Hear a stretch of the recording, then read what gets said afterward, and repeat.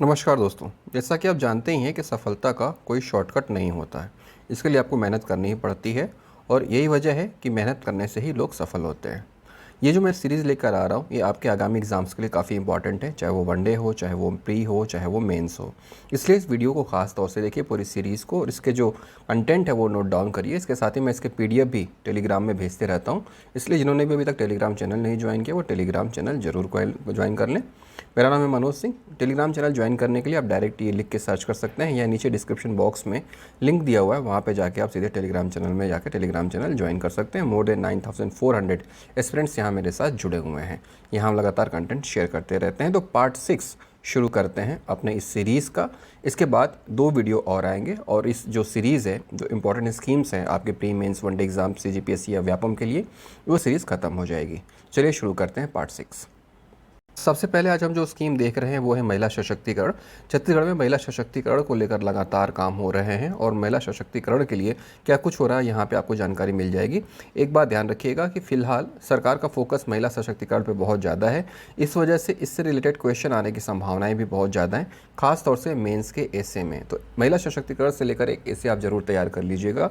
इसमें एक आंकड़ा दिया हुआ है, देख लीजिए। समूह से सशक्तिकरण, दिसंबर 2018 के बाद से अब तक कुल 10,61,000 गरीब परिवार की महिलाओं को 1 लाख से अधिक स्व सहायता समूहों से जोड़ा गया है। ये जो कंटेंट है इसको आप अपने ऐसे में कोट कर सकते हैं। इससे आपका जो ऐसे है वो एकदम रिच हो जाएगा। स्वास्थ्य सुरक्षा को लेकर यहाँ पे दिया हुआ है आंकड़ा, और पोषण और स्वास्थ्य के मामले में एक क्वेश्चन आपसे पूछा जा सकता है, चाहे वो प्रीलिम्स हो चाहे वो मेंस हो, कि पिछले 4 वर्षों में कुपोषण दर में 5.61% की कमी आई है। ठीक है। इसके अलावा अगर कुपोषण या बच्चों से संबंधित आपको ऐसे लिखने को आता है तो यहाँ पे आप लिख सकते हैं, अब तक 2,65,000 बच्चे कुपोषण के चक्र से बाहर आ चुके हैं और 1.5 लाख महिलाएं एनीमिया से मुक्त हुई हैं। तो ये जो डाटा है ये आपके लिए इंपॉर्टेंट है। इसके अलावा कुपोषण की दर जो है 5.61% की कमी हुई है, ये भी एक बड़ा आपके लिए डाटा है। ठीक है। यहाँ पे देखिए, स्वास्थ्य सर्वेक्षण 5 के मुताबिक राज्य में कुपोषण का प्रतिशत 31.3 है, 31.3 है, जो कुपोषण के राष्ट्रीय औसत 32.1 से कम है। ठीक है, 31.3। छत्तीसगढ़ में जो कुपोषण का प्रतिशत है वो 31.3 है और राष्ट्रीय औसत कितना है, 32.1 है। तो राष्ट्रीय औसत से कम है छत्तीसगढ़ का कुपोषण का प्रतिशत, जो है कितना, 31.3%। ये डाटा भी आप याद कर लीजिएगा, अलग से इसको नोट कर लीजिए ताकि आपको रिवीजन करने में आसानी रहे। अब यहाँ पे कुछ डिटेल दी हुई जिसको आप लिख सकते हैं। अगर आपको ऐसे में लिखना है तो ये नीति आयोग का ये जो कोट है कि नीति आयोग द्वारा जारी वर्ष 2020-21 में इंडिया इंडेक्स रिपोर्ट के अनुसार लैंगिक समानता में छत्तीसगढ़ पहले स्थान पे है, इसको आप कर सकते हैं। इसी से रिलेटेड है महिला सशक्तिकरण में शिक्षा एवं संवर्धन। अब यहाँ पे एक डाटा दिया हुआ है कि महिलाओं की उच्च शिक्षा के लिए प्रदेश में 10 नए महिला विद्यालयों महाविद्यालयों की स्थापना की गई है। तो ये भी आप डाटा जो है इसको याद रख सकते हैं और जहाँ भी ऐसे में आपको लगे इसकी ज़रूरत है आप उसको कोट कर सकते हैं। ठीक है। अब एक योजना है, ये आपके वनडे व्यापम सीजीपीएससी के लिए पूछा जा सकता है कि श्रमिकों की बेटियों को स्वरोजगार सहायता से जोड़ने के लिए नौनी सशक्तिकरण योजना शुरू की गई है। तो क्वेश्चन सीधे पूछ सकता है कि नौनी सशक्तिकरण योजना किसके लिए शुरू की गई है, तो श्रमिकों के बेटियों को स्वरोजगार सहायता से जोड़ने के लिए। अब इसके अंदर प्रावधान क्या है, प्रावधान ये है कि 20,000 रुपये की एक मुश्त सहायता का प्रावधान है ऐसी बेटियों को जो श्रमिकों की बेटियां हैं और उनके स्वरोजगार की सहायता के लिए नौनी सशक्तिकरण योजना की शुरुआत की गई है। अब एक और योजना शुरू की गई है, कौशल्या समृद्धि योजना, जिसके बारे में आपको पता होगा। यहाँ पे देखिए, कौशल्या समृद्धि योजना कब से शुरू की गई है, 2023-24 में शुरू की गई है और इसके लिए बजट में 25 करोड़ रुपए का प्रावधान भी किया गया है। अब ये क्यों है कौशल्या समृद्धि योजना, महिलाओं की आर्थिक समृद्धि के लिए। सिर्फ इतना एक लाइन आपको याद रखना है कि महिलाओं की आर्थिक समृद्धि के लिए कौशल्या समृद्धि योजना शुरू की गई है वर्ष 2023-24 में। हाल ही में इस बजट में सरकार ने कुछ घोषणाएं की थी महिला आंगनबाड़ी कार्यकर्ताओं और सहायिकाओं के लिए, उसका डाटा यहाँ पे लिया हुआ है। आप इसको नोट कर लीजिए और इसको अलग से पढ़िएगा ताकि क्वेश्चन अगर आए तो उसे आप हल कर सकें। ठीक है। नवीन मानदेय वो देख लीजिएगा, कार्यकर्ता का 10,000, सहायिका का 5,000 और आंगनबाड़ी कार्यकर्ता का मिनी आंगनबाड़ी कार्यकर्ता का 7,500। ठीक, मिनी आंगनबाड़ी कार्यकर्ता 7,500, आंगनबाड़ी कार्यकर्ता 5,000 और आंगनबाड़ी सहायिका 5,000 और आंगनबाड़ी कार्यकर्ता 10,000 रुपये। ये नवीन मानदेय है, इसको आपको याद रखना है ताकि एग्ज़ाम में आए तो आप इसे क्वेश्चन कर सकें। मुख्यमंत्री कन्या विवाह योजना, ये आपने न्यूज़ पढ़ी ली होगी। पहले 25,000 रुपये था, लेकिन वर्तमान में कितनी राशि दी जा रही है? 50,000 रुपये की राशि दी जा रही है। सामाजिक सुरक्षा पेंशन में पहले 350 रुपये दिए जाते थे, लेकिन अब कितने दिए जा रहे हैं? 500 रुपये दिए जा रहे हैं। महिला कोष में 5 गुना बजट की वृद्धि की गई है। ये इंपॉर्टेंट है, महिलाओं से संबंधित एसेट का टॉपिक आता है तो ये आपके लिए इंपॉर्टेंट है। इसके अलावा वनडे एग्जाम में ये पूछा जा सकता है कि महिला कोष के बजट में कितने की वृद्धि की गई है? तो ये 5 गुना की वृद्धि की गई है और इसके लिए बजट में 25 करोड़ रुपये का प्रावधान किया गया है। ठीक है, तो इस तरह से 5 गुना की वृद्धि की गई है, ये सबसे इम्पॉर्टेंट डाटा है यहाँ पे। और इसके अलावा जो ऋण माफ़ किया गया है वो भी इम्पॉर्टेंट है कि इस कोष से संचालित ऋण योजना के तहत महिला समूहों का नवंबर 2022 तक 11 करोड़ रुपए का ऋण माफ़ किया जा चुका है। कब तक का? नवंबर 2022 तक का। कितना? 11 करोड़ रुपए। तो महिला कोष को अच्छे से पढ़िएगा, इससे संबंधित क्वेश्चन आपके आने की संभावना है। और इसके साथ ही ये जब ऐसे में आता है तो इसका कोट आप कर सकते हैं। महिलाओं की सुरक्षा की अगर हम बात करें तो यहाँ पे महिला अधिकारों की रक्षा को लेकर कुछ प्रावधान किए गए हैं छत्तीसगढ़ में। जैसे कि अगर अचल संपत्ति का पंजीयन महिलाओं के नाम पे होता है तो 1% का छूट है उनको। ठीक है, ये महिला अधिकारों की रक्षा के लिए। प्लस जिला खनिज न्यास निधि बोर्ड में ग्राम सभा सदस्यों के रूप में आरक्षण से ग्रामीण महिलाओं को नीतियाँ बनाने का बड़ा अधिकार मिला है। अब महिलाओं के अधिकार से संबंधित कुछ क्वेश्चन आते हैं तो इनको आप डाल सकते हैं और ये एक बड़ा कदम है। जिला खनिज न्यास निधि बोर्ड, ये जो बोर्ड है इसमें जब ग्राम सभा सदस्य आते हैं तो ग्राम सभा सदस्यों के रूप में आरक्षण महिलाओं को मिला हुआ है कि वहाँ महिलाएं रहेंगी ही रहेंगी इस न्याय निधि बोर्ड में। और इससे महिलाओं को संबंधित नीतियों को बनाने का बड़ा अधिकार मिला है, तो इससे महिला अधिकारों में वृद्धि हुई है। महिला सुरक्षा, महिला हेल्प डेस्क, ये तो आपको पता ही है। छात्रावास आश्रमों में महिला होमगार्ड, पीड़ित महिलाओं के लिए 27 जिलों में 24 घंटे सखी सेंटर को अच्छे से पढ़ लीजिएगा क्योंकि सखी सेंटर मेंस में आ चुका है और फिर से आने की संभावना है। इसके अलावा ये जो आपका एक्ट है पेपर 7, उसमें भी आने की संभावनाएं रहती हैं क्योंकि महिलाओं की जो सुरक्षा है वहाँ पे इससे संबंधित क्वेश्चन आ सकते हैं और इसके लिए हेल्पलाइन नंबर है 181। राज्य महिला उद्यमिता नीति 2023-2028, अभी एक अलग ही टॉपिक है। ऐसे में चाहे तो आप इसका कोट कर सकते हैं, लेकिन महिला उद्यमिता नीति के बारे में अलग से ही क्वेश्चन आपके एग्जाम में पूछ सकता है, इसलिए इसके बारे में आपको जानकारी होनी चाहिए। सबसे पहले तो ये कि महिला उद्यमिता नीति है क्या, तो यहाँ पे आप देख लीजिए। इसके बारे में मैं पूरा बताऊंगा नहीं क्योंकि लंबा पढ़ना पड़ेगा। आप इसको देख के नोट कर लीजिएगा या फिर वीडियो ख़त्म होने के अगले दिन मैं इसका PDF टेलीग्राम चैनल में डाल देता हूँ, तो उस टेलीग्राम चैनल से PDF लेके आप इसको नोट डाउन कर लीजिएगा कि आखिरकार महिला उद्यमिता नीति है क्या और क्यों इसकी शुरुआत की गई है। तो 2, 4 या 8 नंबर का क्वेश्चन आता है तो इसके थ्रू आप अपने आंसर लिख सकते हैं। इस नीति में महिला उद्यमियों के लिए प्रावधान क्या है, ये इंपॉर्टेंट है क्योंकि जब भी इसका आप आंसर लिखेंगे तो प्रावधान को जरूर लिखेंगे। प्रावधान में क्या है? विनिर्माण उद्यम परियोजना के लिए यानी मैन्युफैक्चरिंग के लिए क्या है?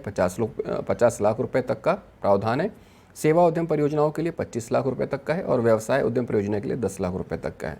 अगर आप बिजनेस करते हैं तो 10 लाख रुपए है, अगर आप सर्विस के लिए मांगते हैं तो 25 लाख रुपए, और अगर आप मैन्युफैक्चरिंग प्लांट डालते हैं उसके लिए कोई काम करते हैं तो 50 लाख रुपए तक का प्रावधान महिला उद्यमियों के लिए है, जो कि एक बड़ी नीति है छत्तीसगढ़ सरकार के द्वारा। ठीक है, अब इस नीति में क्या क्या है यहाँ पे दिया हुआ है, इसको आप अलग से पढ़ लीजिएगा क्योंकि इसको पढ़ के समझने की ज़रूरत है। और ख़ास तौर से ये वाला जो पोर्शन है कि कितना उन्हें अनुदान किस तरह से दिया जाएगा।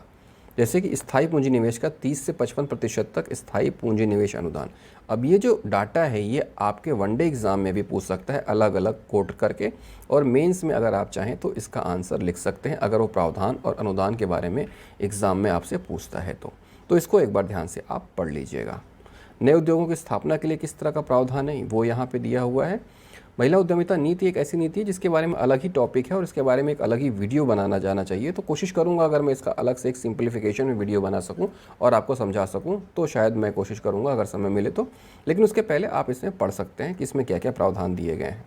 ठीक है, अब यहाँ पे देखिए इनको अतिरिक्त अनुदान का प्रावधान है 5 वर्ष तक का, और इसके साथ ही इन्हें और छूट के मामलों में 1 वर्ष की अतिरिक्त सेवावधि दी जाएगी। मतलब महिला स्व सहायता समूहों को आर्थिक निवेश प्रोत्साहन देने के लिए सरकार लगातार छूट दे रही है और प्रोत्साहित कर रही है इनको कि ये आएँ और महिला उद्यमी बने ताकि महिला उद्यमिता नीति का ये फ़ायदा उठा सकें।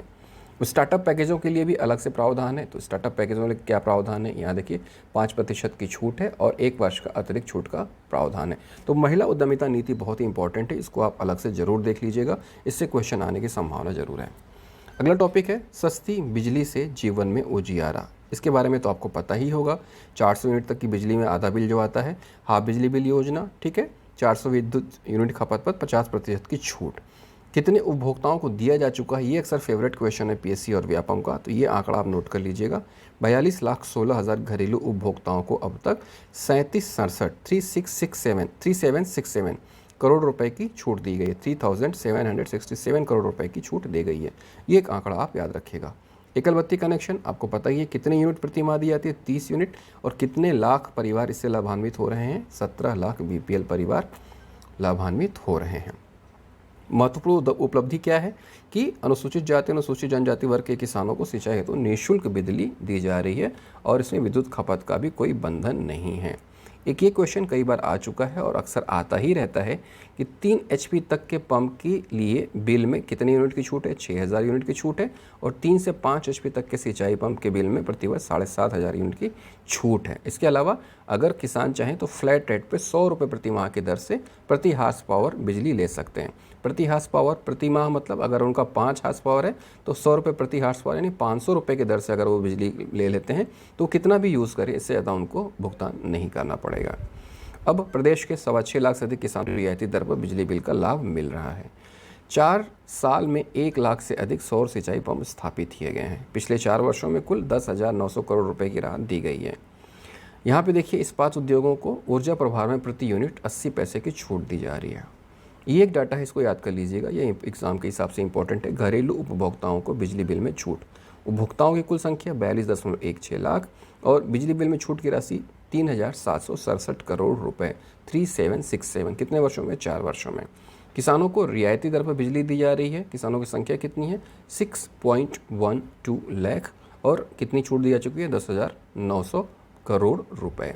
तो ये जो येलो बॉक्स में ये 2 डाटा है ये इंपॉर्टेंट है आपके एग्जाम के लिए, इसको नोट डाउन कर लीजिएगा अलग से नोटबुक में और इसको रिवीजन करिएगा। पेयजल के बारे में अगर क्वेश्चन आता है, मान लीजिए आपसे स्वास्थ्य के संबंधित क्वेश्चन आता है, उसमें आप पेयजल स्वच्छ पेयजल का इनपुट डालना चाहते हैं तो यहाँ पे इनपुट आप डाल सकते हैं। आंकड़े बहुत ज़्यादा हैं, इतने ज़्यादा आंकड़े आपको डालने की ज़रूरत नहीं है। यहाँ पे बस ये जो मिनी माता अमृतधारा नल जल योजना है इसके बारे में आप देख लीजिएगा। 1-2 योजनाओं के नाम आप डाल देंगे तो आपका आंसर काफ़ी रिच हो जाएगा मेंस का। मिनी माता अमृतधारा योजना क्या है, ये बीपीएल परिवारों को निःशुल्क शुद्ध पेयजल उपलब्ध कराना, ठीक है। तो ये एक डाटा याद कर लीजिएगा। इसके अलावा राजीव गांधी सर्व नल जल योजना, इसमें राजीव गांधी सर्व जल योजना में क्या है, वाटर फिल्टर प्लांट के माध्यम से पैकेज्ड वाटर है तो अभिनव पहल है, ठीक है। और पायलट प्रोजेक्ट के रूप में 3.25 करोड़ रुपए की मंजूरी दी गई है। ये दूसरी योजना हो गई आपके स्वच्छ पेयजल की। तीसरा घरेलू नल कनेक्शन, घरेलू नल कनेक्शन कितने दिए जा चुके हैं, सितंबर 2023 तक 45.48 लाख घरेलू नल कनेक्शन दिए जाने का लक्ष्य है। तो पेयजल से संबंधित कुछ क्वेश्चन आता है या फिर स्वास्थ्य से संबंधित कुछ आता है जिसमें आपको लगता है कि पेयजल के बारे में भी उल्लेख करना चाहिए तो आप इन 3 योजनाओं के बारे में उल्लेख कर सकते हैं। कौन सा, मिनी माता अमृत धारा योजना, राजीव गांधी सर्व जल योजना, घरेलू नल कनेक्शन। एक ये चीज़ काफ़ी पॉपुलर हो रही है आजकल कि आपको घर बैठे बैठे सारी सुविधाएं मिल रही हैं और इस योजना का नाम है मुख्यमंत्री मितान योजना। इसके लिए टोल फ्री नंबर आप ज़रूर याद कर लीजिएगा 14545। ये टोल फ्री नंबर भी एग्जाम में पूछा जा सकता है। इसके अलावा इसके बारे में इंटरव्यू में क्वेश्चन पूछा जा सकता है। 14545 मितान योजना क्या है, इसका टोल फ्री नंबर क्या है।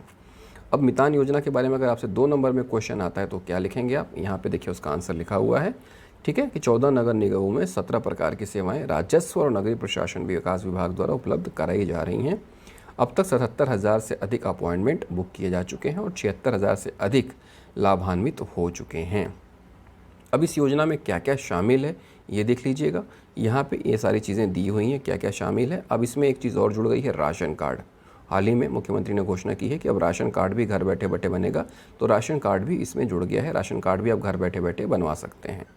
मुख्यमंत्री मितान योजना के अंतर्गत अब तक 1.5 लाख से अधिक नागरिकों को दस्तावेज संबंधी जानकारी कॉल के माध्यम से प्राप्त हुई है। नई औद्योगिक नीति 2019-2024, इसके बारे में आप ऑलरेडी पढ़ चुके हैं और ये काफ़ी इंपॉर्टेंट भी है। यहाँ पे डाटा दिया हुआ है, बहुत बड़ा समझाने की ज़रूरत नहीं है। जो भी डाटा है उसको आप आराम से देख सकते हैं, इसको नोट डाउन कर लीजिए और उसके बाद इसको रिवाइज़ करिएगा ताकि आपके लिए ये चीज़ काफ़ी इंपॉर्टेंट रहे। देखिए एक आंकड़ा तो यहाँ पे बहुत ही इंपॉर्टेंट है कि राज्य के 146 विकास खंडों में 200 फूड पार्क की स्थापना की जा रही है।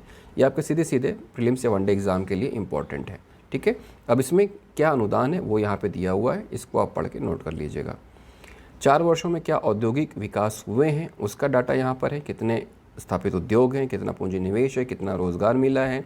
अब अगर रोज़गार या बेरोजगारी से संबंधित कुछ क्वेश्चन मेंस में ऐसे में लिखने के लिए आता है तो आप औद्योगिक विकास का भी उसमें छत्तीसगढ़ के लिहाज से इनपुट कर सकते हैं, क्योंकि अगर छत्तीसगढ़ का की बेरोजगारी दर 0.1 से 0.4% है तो उसमें आप इन चीज़ों का उल्लेख कर सकते हैं कि आखिरकार छत्तीसगढ़ में क्यों बेरोजगारी दर इतनी कम है। ठीक है, तो ये इसीलिए है कि औद्योगिक विकास लगातार हो रहे हैं, रोज़गार लगातार मिल रहे हैं, इतने नए स्थापित उद्योग हो रहे हैं। तो इस तरह से जब उद्योग स्थापित होंगे, लोगों को रोज़गार मिलेगा तो जाहिर सी बात है कि बेरोजगारी कम होगी। यहाँ पे अनुबंध के बारे में भी दी गई है, कितने MOU किए गए हैं, निर्यात में कितनी वृद्धि हुई है, यहाँ पे देख सकते हैं। ये आपके इकोनॉमिक्स के पेपर के लिए इंपॉर्टेंट है। एथेनॉल संयंत्र कितने MOU हो चुके हैं, 18, और पूंजी कितनी निवेश हो चुकी है, 3300 करोड़ रुपए। एथेनॉल प्लांट को लेकर लगातार स्थापना हो रही है, बातचीत हो रही है। यहाँ पे आपके लिए इंपॉर्टेंट ये है कि पहला एथेनॉल प्लांट कहाँ स्थापित हुआ है, ये क्वेश्चन आपके लिए इंपॉर्टेंट है जो आपके वनडे और प्रीलिम्स से पूछा जा सकता है। ठीक है, कृषि एवं खाद्य प्रसंस्करण की इकाइयाँ कितनी हैं, 486 स्थापित की जा चुकी हैं, 486 इकाइयाँ, और लगभग 931 करोड़ रुपए इसके लिए पूंजी निवेश किया जा चुका है। तो इस तरह से ये योजनाएं हैं, इनको आप देख लीजिएगा, पढ़ लीजिएगा। कुछ चीज़ें मैंने छोड़ दी हैं आपके लिए कि आप इसमें से खुद से नोट डाउन कर लेंगे, क्योंकि हर कुछ समझाऊंगा तो वीडियो बहुत लंबा हो जाएगा, फिर वो एक तरह से ऐसा लगता है कि ज़्यादा लंबा वीडियो देखने से टाइम वेस्ट हो रहा है। तो आप खुद से उसको नोट डाउन कर लीजिएगा, जो चीज़ें समझ में नहीं आएंगी वो मुझे मैसेज में डाल दीजिएगा। मैसेज में लगातार पढ़ता ही हूँ, रिप्लाई भी करता हूँ, और कोशिश करूँगा कि अगर कोई चीज़ समझ में ना आए तो उसका फिर से आपको आंसर मैं दे सकूँ या अलग से वीडियो के माध्यम से उसको डिटेल बता सकूँ। तो फिलहाल इस पार्ट में इतना ही। लास्ट में एक बार फिर जिन्होंने भी टेलीग्राम चैनल ज्वाइन नहीं किया, टेलीग्राम चैनल जरूर ज्वाइन कर लें, ताकि आपको लेटेस्ट कंटेंट एग्जाम से संबंधित या फिर करंट अफेयर से संबंधित मिलते रहें और आप लगातार अपने पढ़ाई के टच में बने रहें। उम्मीद करता हूँ वीडियो आपको पसंद आएगा। पसंद आए तो अपने बाकी फ्रेंड्स को भी शेयर कीजिए, ताकि नॉलेज जो है शेयर होता रहे। और कोशिश करिए कि अगर आपके पास नॉलेज है तो आप दूसरों की भी मदद कर सकें। इस तरह से आपका नॉलेज आपका गेन होगा, कम नहीं होगा, और दूसरों को बताने से आपका कॉन्फिडेंस भी बढ़ेगा। फिर मिलते हैं नए वीडियो में, तब तक पढ़ते रहिए। जय हिंद।